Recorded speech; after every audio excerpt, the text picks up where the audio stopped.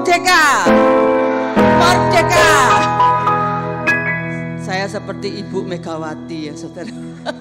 Merah lagi. Tapi saya enggak berbicara soal politik. Pagi hari ini kita bicara tentang kebenaran firman Tuhan. Ya, puji nama Tuhan. Kita bisa hidup di negara yang merdeka. Sudah 78 tahun. Puji Tuhan. Kita sudah tidak dijajah, tidak diperbudak. Kita bebas. Kita punya kuasa. Saudara, itu secara kelembagaan, secara negara memang kita sudah merdeka.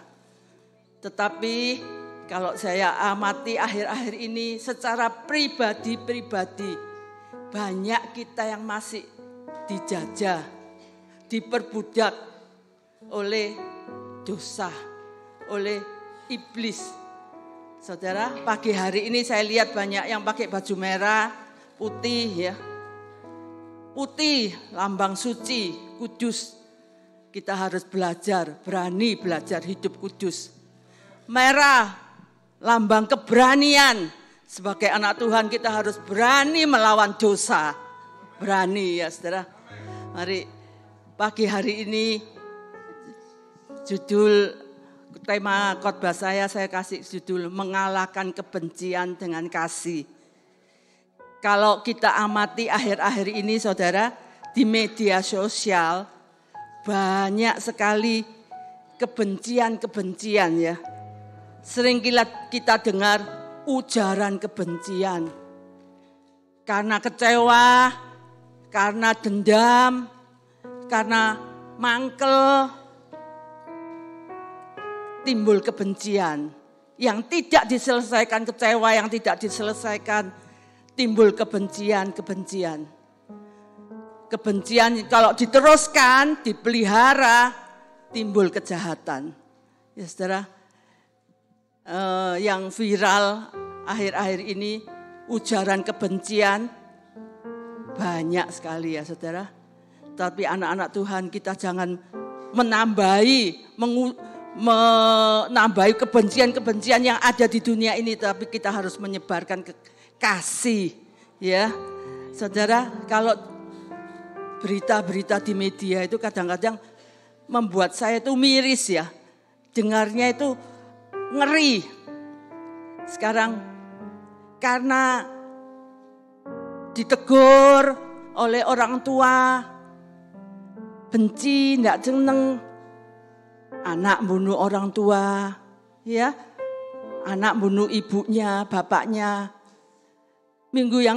Beberapa hari yang lalu saya dengar juga di Metro, anak perempuan karena suka mabuk miras, ditegur oleh bapaknya dibunuh. Bahkan seorang ibu tega membuang anak yang baru 3 bulan, kalau nggak salah waktu itu saya dengar, dicemplungkan, dimasukkan dalam sumur. Ngeri ya saudara. Firman Tuhan tuh sudah ngomong dalam Yesaya 49 ayat 15 ya. Dapatkah seorang ibu itu tidak mengasihi anak yang dikandungnya? Seandainya dapat, Tuhan tidak akan meninggalkan kita. Itu firman Tuhan. Tapi kenyataannya dapat. Sekarang banyak ibu kandung yang membunuh anaknya. Bapak kandung yang memperkosa anak-anaknya. Banyak sekali kebencian, kejahatan. Saudara, seolah-olah dunia ini sudah kehilangan kasih. Firman Tuhan dikatakan dalam Matius 24 ayat 12, karena makin bertambahnya kedurjanaan, kedurhakaan, maka kasih kebanyakan orang menjadi dingin. Tadi seperti WL juga mengatakan, apa kasih kita sudah enggak ada? Ayo pagi hari ini kita mau belajar kasih seperti Bapak Surgawi yang begitu mengasihi kita. Kalau di dalam Alkitab bahasa masa kini dikatakan, karena makin banyaknya kejahatan, maka banyak orang tidak lagi dapat mengasihi. Karena jahat nggak ada kasih. Ini akhir zaman. Dan firman Tuhan tuh ya dan amin ya saudara. Seolah-olah sekarang ini kasih itu nggak ada. Benci gitu. Tapi kita anak-anak Tuhan kita mau belajar ya. Belajar untuk mengasihi. Kebencian itu misinya iblis ya. Iblis itu misinya apa saudara? Mencuri, membunuh, membinasakan. Yohanes 10 ayat 10 ya. Kebencian itu kalau dipelihara cikal bakal jadi kejahatan. Kalau sudah kejahat, mangkel, membunuh, mutilasi banyak sekali terjadi. Ngeri ya saudara. Tapi kita sebagai anak-anak Tuhan, kita mau belajar. Kita belajar dari Bapak kita yang penuh kasih. Beberapa hari sebelum saya dikasih tugas oleh Bapak Gembala, Tuhan itu menaruh, ini sering ya saudara. Kalau saya belum mau dikasih tugas, itu ada sesuatu yang Tuhan tuh taruh di hati saya tuh beberapa minggu, beberapa hari. Apa ya Tuhan tahu. Terus itu. Saya dikasih tugas oleh Bapak Gembala. Saudara, kita mau belajar tentang kasih Bapa. Sebagai anak-anak Tuhan, kita mau bisa mengalahkan segala kejahatan, kebencian itu dengan kasih. Rasul Paulus pernah menasehatkan kita. Di Roma 12 ayat 10 dikatakan, hendaklah kamu saling mengasihi sebagai saudara dengan saling mendahului dalam memberi hormat. Kalau boleh kita luaskan ya, hendaklah kamu saling mengasihi sebagai saudara kandung, sebagai saudara seiman, sebagai saudara sebangsa dan setanah air. Ayo kita saling mendahului, mengasihi dan memberi hormat. Roma 13 ayat 7 dikatakan, berilah hormat kepada mereka yang wajib kita hormati. Kalau dunia saat ini enggak tahu ya saudara, enggak tahu unggah-ungguh. Seperti siapa yang harus kita hormati sebagai pemimpin yang kita harus hormati. Malah dihina-hina, diejek-ejek ya. Saudara tahu berita di TV, berita di media-media. Tetapi Tuhan menasihatkan sebagai anak-anak Tuhan. Kita harus tahu kepada siapa kita hormat. Terutama kepada Tuhan. Kepada para pemimpin-pemimpin kita. Kepada orang tua. Kita tahu. Kita harus mengasihi dan memberi hormat. Saudara, kita belajar dari sebuah kisah ya. Kisah anak-anak sekolah minggu. Dalam Lukas 15 ya. Kisah tentang perumpamaan tentang anak yang hilang.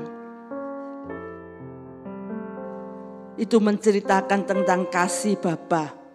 1 Yohanes 4 ayat 8 itu, hendaklah kita sebagai anak-anak Tuhan itu kita punya kasih. Karena Bapa kita Allah adalah kasih. Itu contoh dalam hidup kita ya.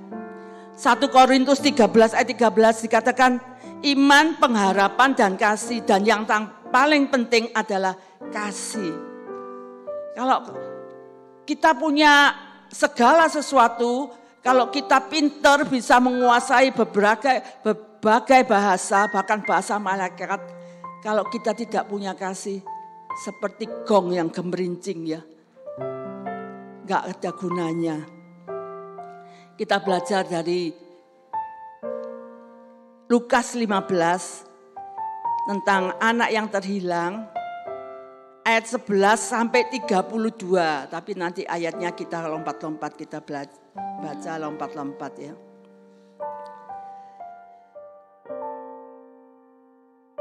Tuhan mengajarkan kepada kita perumpamaan itu seorang bapak yang mempunyai 2 orang anak, si sulung dan si bungsu.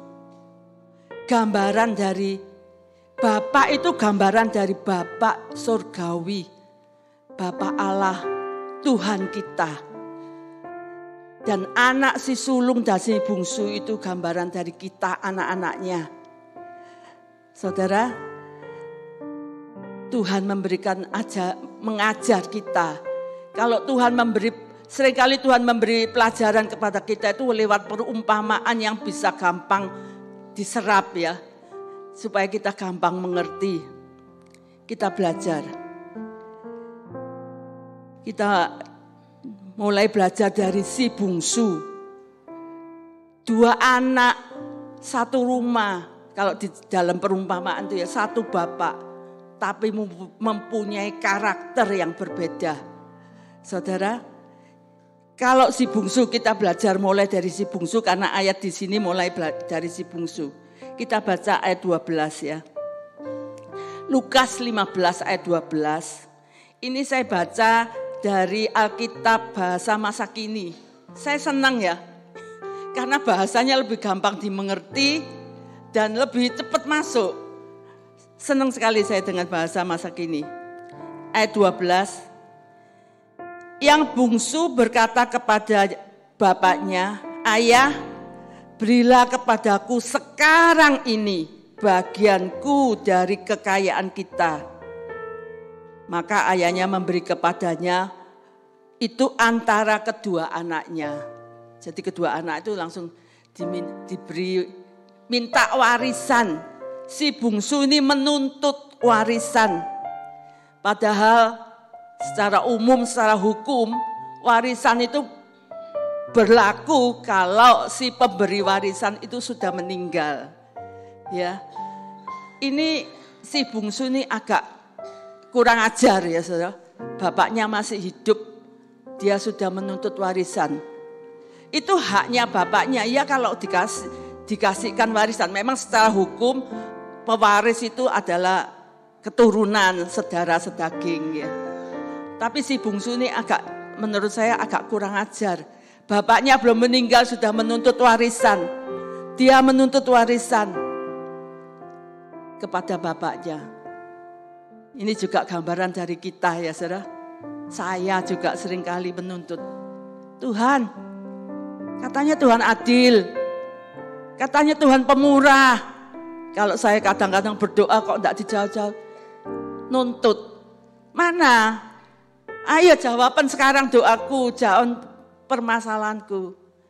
Sebagai anak kadang-kadang sering ya kita itu nuntut. Kita itu bersikap juga kurang sopan kepada Tuhan. Nuntut. Seperti anak bungsu ini ya. Terus apalagi karakter bungsu ini yang menggambarkan kita anak-anak Tuhan. Ayat 13. Beberapa hari kemudian anak bungsu itu menjual barang warisannya itu lalu pergi ke negeri yang jauh. Di sana ia memboroskan uangnya dengan hidup berfoya-foya. Si bungsu ini tidak tahu bersyukur. Padahal kalau dia berada di dalam rumah bapak, dia pasti terpelihara, pasti tercukupi, pasti aman, pasti tenang. Tapi dia enggak bersyukur dengan keberadaannya. Justru dia mau meninggalkan bapak, mau meninggalkan rumah bapak. Dia berusaha mencari kepuasan di luar rumah bapak. Dia mau pergi jauh. Dia mau mencari mungkin di sana lebih puas, lebih banyak kasih yang melebihi kasihnya bapak. Dia berusaha mau pergi. Dia pikir dengan kekayaan, karena tadi kan sudah dikasih warisan. Dengan kekayaan yang dia punya, yang sudah dia terima, dia pikir dia bisa lebih bahagia di luar sana. Saudara, kalau kekayaan itu bisa membuat bahagia,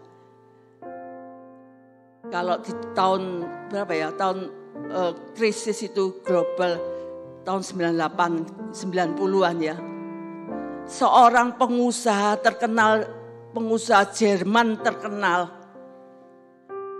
pengusaha yang kaya, Dia enggak lari menabrakkan dirinya itu di kereta api. Kalau kekayaan itu bisa memberi bahagia, Michael Jackson itu kurang kaya apa ya saudara? Kalau saya pernah lihat itu rumahnya itu besar sekali. Ada kebun binatang kecil dalam rumahnya. Enggak sampai mati overdosis. Ternyata kekayaan itu tidak membawa kebahagiaan. Memang saudara, kalau kita bisa menggunakan berkat kekayaan yang Tuhan beri, kita bisa bahagia. Tapi tidak selalu kekayaan itu membawa kebahagiaan. Justru kekayaan itu kadang-kadang bisa menjerat kita. Kalau kita enggak hati-hati, bisa menjerat kita jauh dari Bapa. Meninggalkan Bapa, pergi dari Bapa kalau kita enggak hati-hati. Saudara, menuntut, tidak bersyukur. Terus si bungsu ini apa? Tidak bisa mengekang diri. Dikatakan situ tadi, setelah dia menerima kekayaan, dia berfoya-foya. Hidup senang-senang, memang dunia itu iblis banyak menawarkan kesenangan-kesenangan yang semu ya. Kalau kita lihat berita di medsos ya terutama, kesenangan-kesenangan yang ditawarkan itu kadang-kadang menggiurkan kita. Menggiurkan kita ya saudara. Kita enggak hati-hati, hidup penuh kesenangan, foya-foya, tidak mengekang diri, sampai akhirnya jatuh melarat. Dalam cerita itu dikatakan, si bungsu sampai melarat, makan saja enggak bisa. Kepingin makan makanannya, makanannya babi, bukan babinya loh ya. Kalau babinya sate babi enak ya. Ini kepingin makan makanannya babi itu Pak, ampas itu ya saudara. Itu aja enggak bisa. Sampai terpuruk seperti itu. Dan tidak ada yang memperdulikan, dikatakan. Dalam Amsal 19 ayat 4 dikatakan, orang kaya itu banyak sahabatnya. Tapi orang miskin ditinggalkan oleh teman-temannya. Firman Tuhan itu ya dan amin ya saudara. Itu keadaan dunia. Kalau sudah miskin, ya sudah, siapa yang mau berteman sama orang miskin ya. Itu keadaan dunia. Tapi si bungsu itu masih ada sifat positif. Dalam keadaan terpuruk, dia tidak tambah down.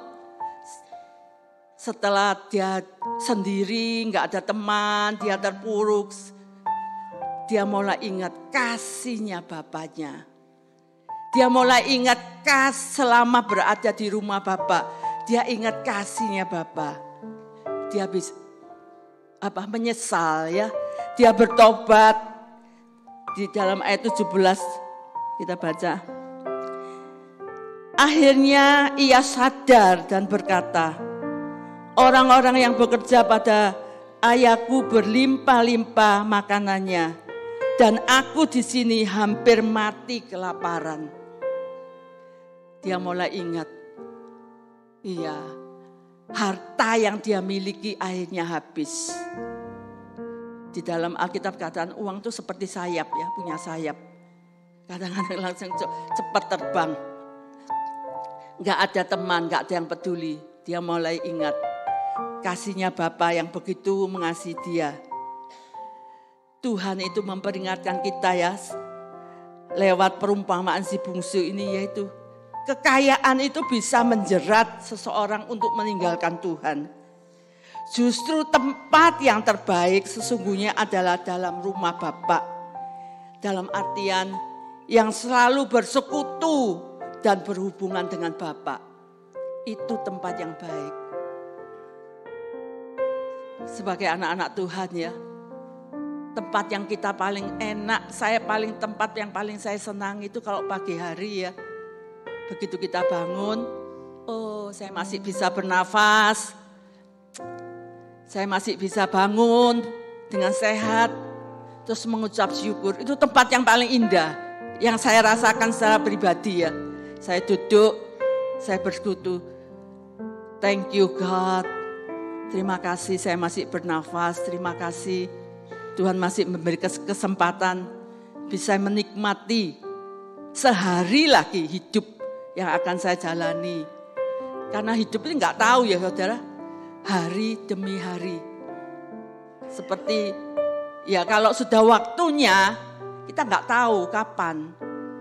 Kalau dulu Pak John bilang, suwesi suweti, itu mendadak. Mendadak. Seperti adik ipar saya, Neneng ya.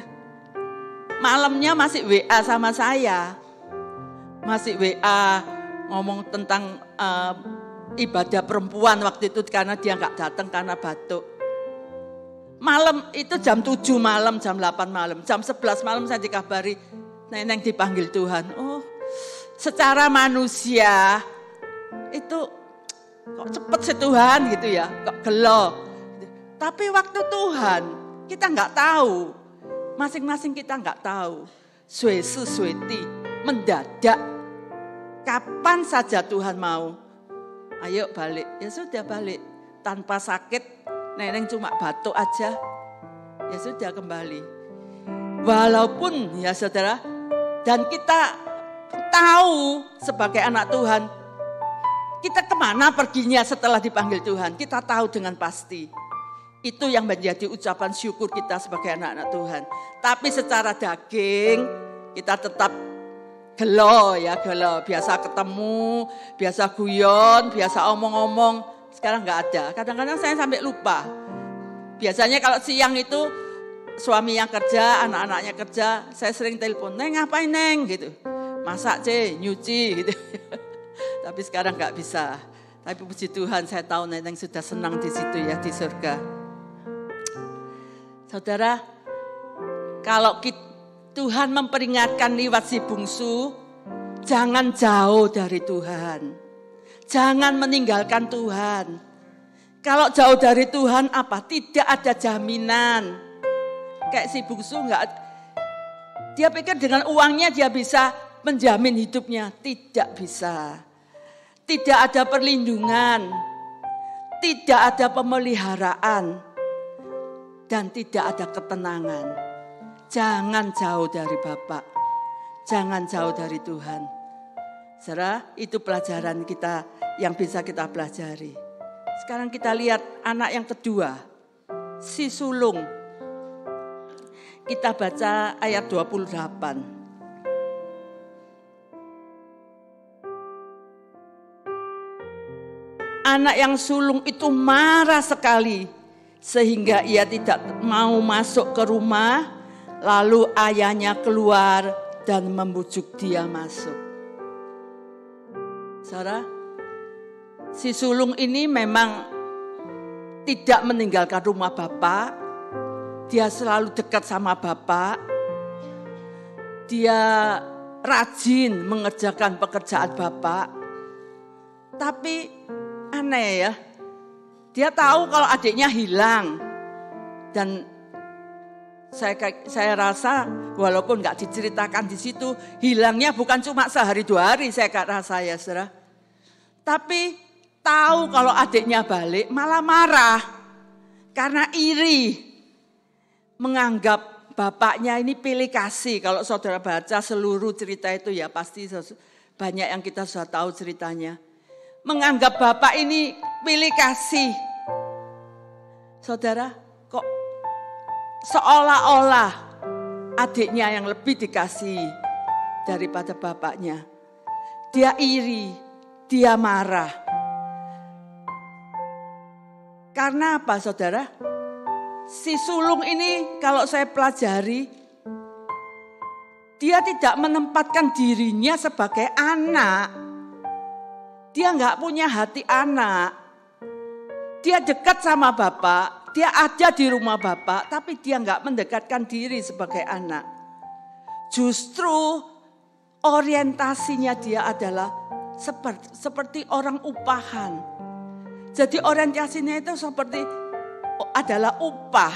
Kita baca ayat 29 ya.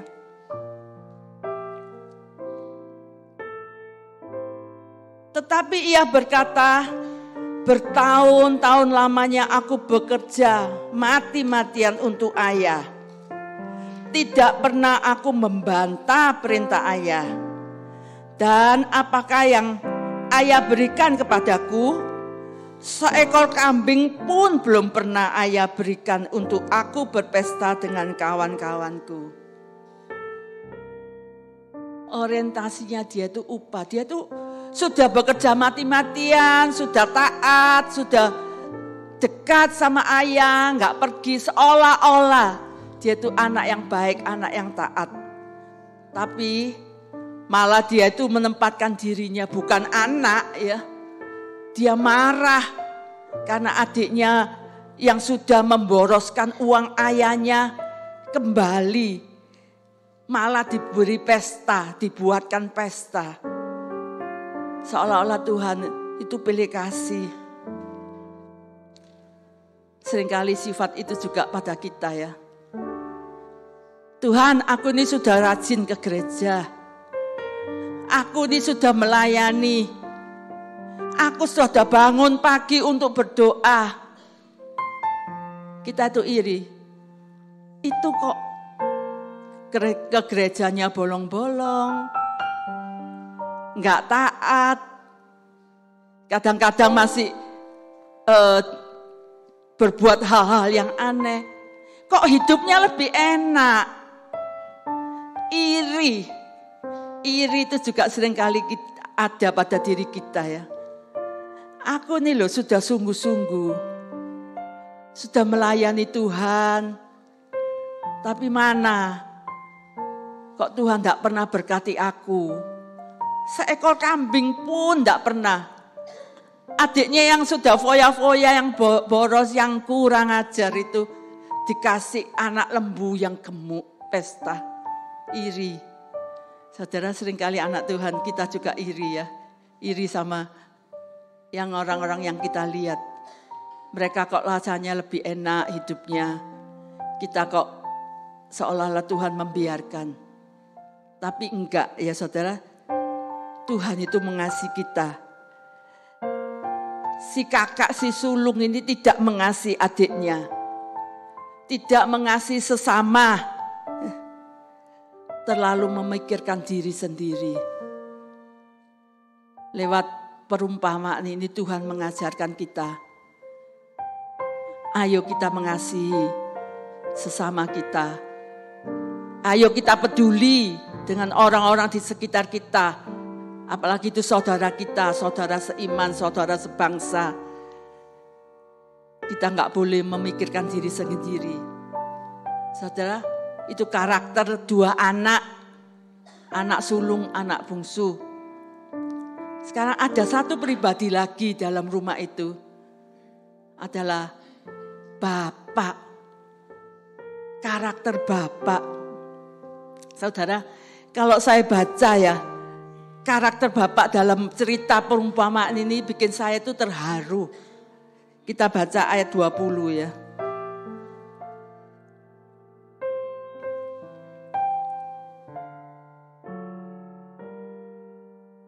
Maka berangkatlah ia pulang kepada bapaknya, ini si bungsu ya.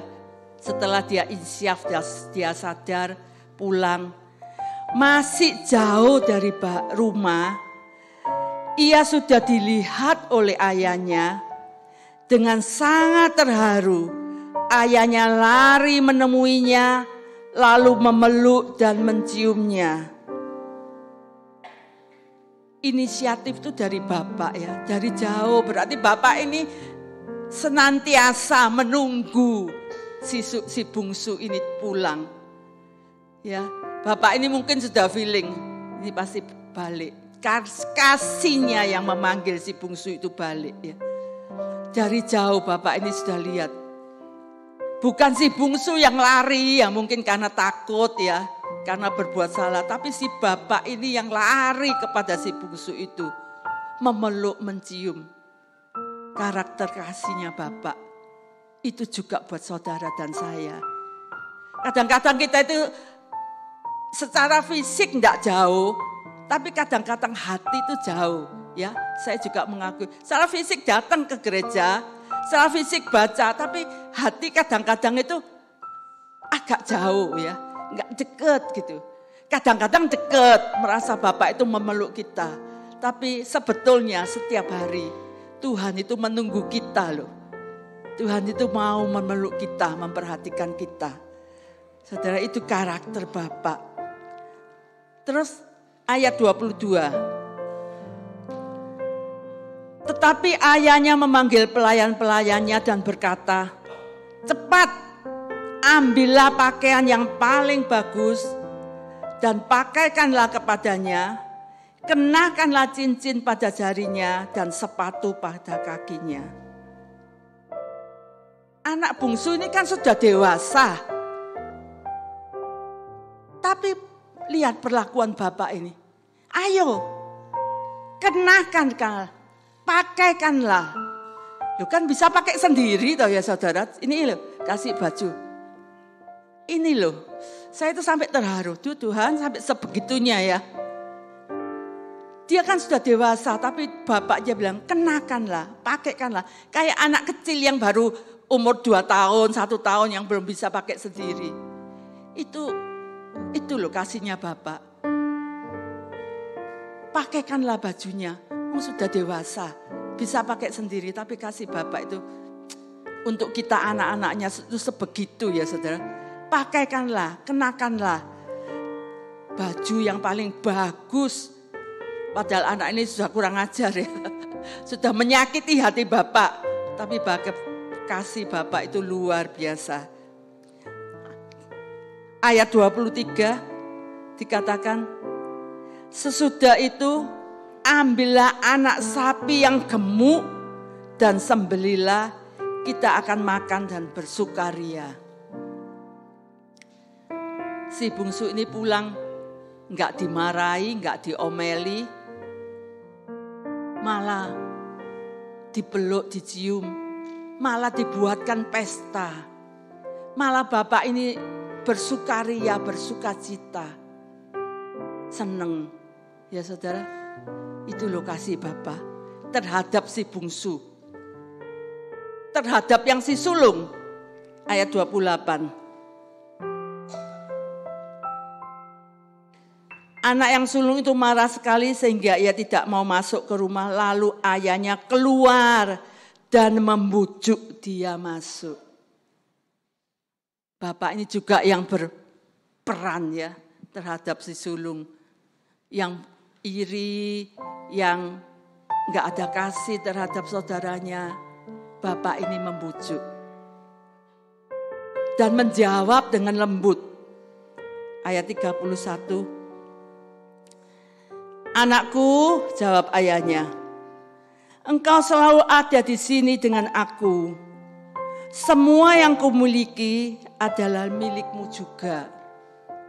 Dengan kasih ya, Bapak itu menjawab, kamu enggak usah minta.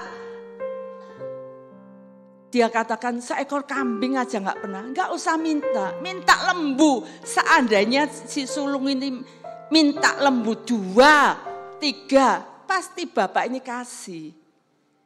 Minta engkau akan diberi. Cari engkau akan mendapat, ketuk, pintu akan dibukakan bagimu. Saudara, karena si sulung ini tidak menempatkan dirinya justru sebagai anak. Dia dekat tapi secara hati enggak dekat. Seringkali itu kita datang ke gereja, tapi maaf ya, kadang-kadang hati kita kemana-mana. Masih enggak percaya kalau ada Bapak yang mengasihi kita. Hati kita kadang-kadang jauh. Ya apa, mau cari pertolongan ke sana ke sini kalau ada masalah. Padahal Bapak itu siap dengan kasihnya menolong kita. Ya saudara, di akhir dari pengajarannya, Tuhan Yesus menekankan apa?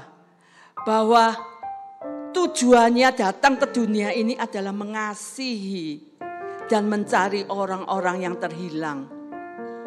Kita ini dulu hilang, kita ini dulu orang-orang yang berdosa.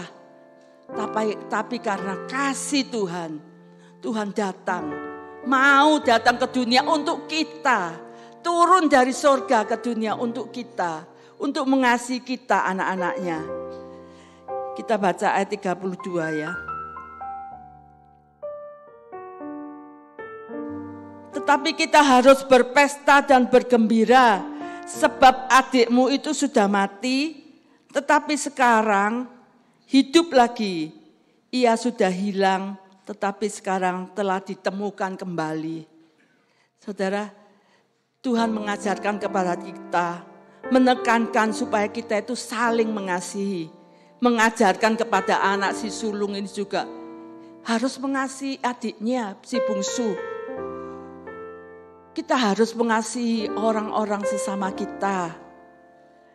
Saudara, memang kadang-kadang kasih itu gampang diucapkan dan gampang kita lakukan, tapi enggak tulus ya.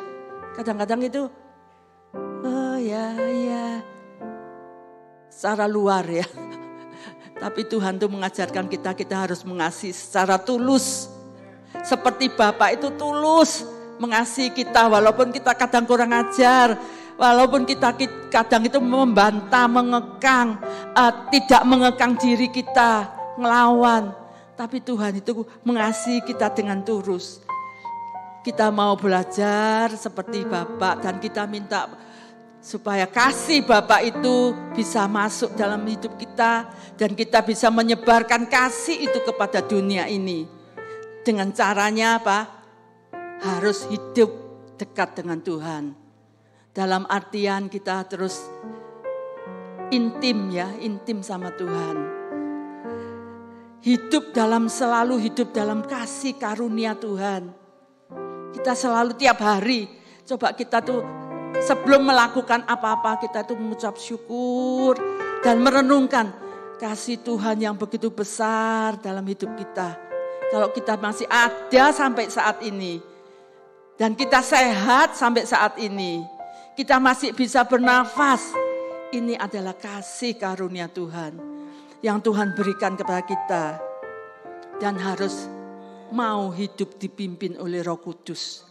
Kita butuh pimpinan Roh Kudus. Tanpa pimpinan Roh Kudus ini kita nggak bisa apa-apa. Kita manusia yang lemah, ya, gampang berbuat dosa, gampang benci, gampang melakukan sesuatu yang tidak menyenangkan. Ayo kita jangan seperti dunia yang banyak mengujar kebencian ya. Kita memberikan kasih kita. Dan kita tahu harus kepada siapa kita mengasihi, kepada siapa kita harus menghormati. Itu perintah firman Tuhan ya. Saya tutup dengan satu ayat, Matius 5 ayat 44 dan 45.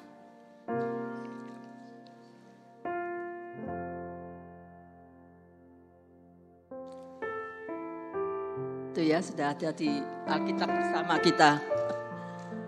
Tetapi aku berkata kepadamu, kasihlah musuhmu dan berdoalah bagi mereka yang menganiaya kamu.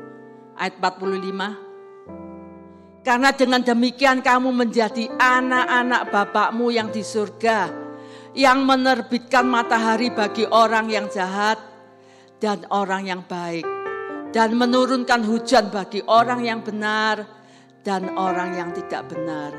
Mari kita belajar supaya kita juga mengasihi Bapa seperti Bapa mengasihi kita.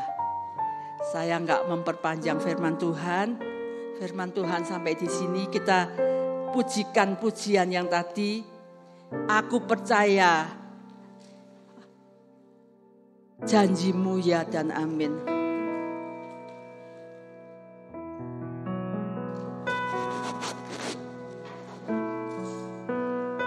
Dan saya serahkan kembali ke Bapak Gembala.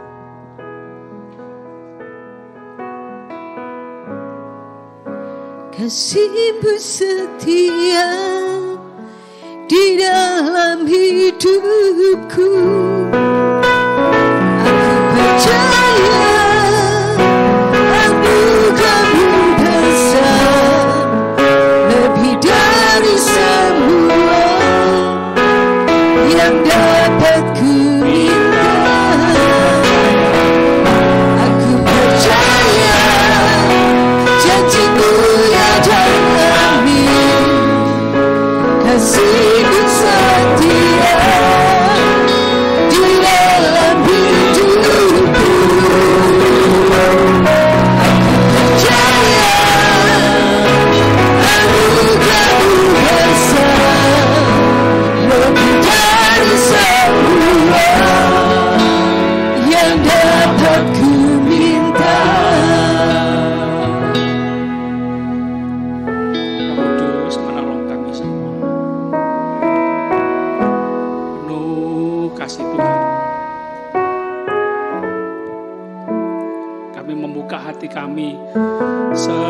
selebar-lebarnya dipenuhi dengan kasih Tuhan. Kami mau tangkap pesan Tuhan pagi ini, mengasihi musuh. Jemaat Tuhan, kasihilah musuhmu. Jemaat Tuhan, kasihilah musuhmu. Doakan musuhmu, berkati musuhmu. Alkitab berkata, seringkali musuh kita nggak jauh-jauh, musuh kita ada dalam rumah, musuh dalam selimut, istrimu, suamimu, anak-anakmu, mertuamu, itu kita kasihilah. Keluarga kita penuh kasih Tuhan, itu membuat keluarga kita akan mengalami kuasa kasih Tuhan, kebangkitan, dan kita akan mendengar Bapak akan perintahkan, cepat, bawa, beri, pakaikan, jubah, cincin, sepatu. Nah, punya bapak, punya anak. Haleluya. Terima kasih Tuhan, terima kasih. Kami mau pagi ini Tuhan sadar, tidak menghalangi berkat-berkat Tuhan mengalir dalam kehidupan kami. Kami mau bertobat, kami mau pulang, kami mau kembali kepada Bapak, kembali bersekutu dengan Bapak, intim dengan Bapak, nurut sama Bapak. Oh haleluya, haleluya. Jemaat, jangan salahkan Bapak kita, jangan salahkan Bapak surgawi. Segala kekurangan kita, kesalahan ada pada kita. Sadar, ingin tahu kehendak Bapak, ingin tahu hati Bapak. Bapak ingin sangat terlalu sangat ingin melimpahkan semua yang terbaik yang Bapak punya kepada kita anak-anaknya. Haleluya. Terima kasih Tuhan, terima kasih. Aku percaya, ya dan amin. Kasih-Mu setia di dalam hidupku. Aku percaya anugerah-Mu besar, lebih dari semua yang dapat